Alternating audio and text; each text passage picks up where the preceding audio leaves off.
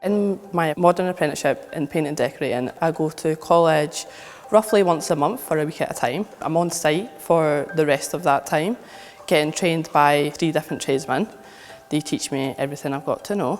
So we work to the apprenticeship certificate. It consists of completely different modules, going from steelwork, spray unit, woodwork, wallpapering ceilings, pasting, loads of different things, and then we end up with level 6 paint and decorating certificate.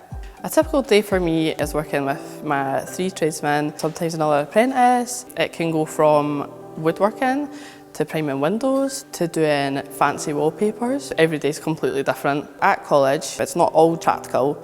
You do have to do the theory side, and you get a test for every single unit that you do, written and practical.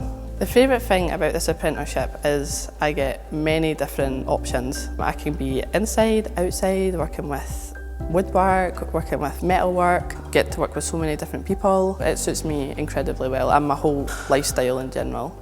My plans for the future is to hopefully stay with Bell Group and stay in the trade, but gain an office position and mentor people from the office.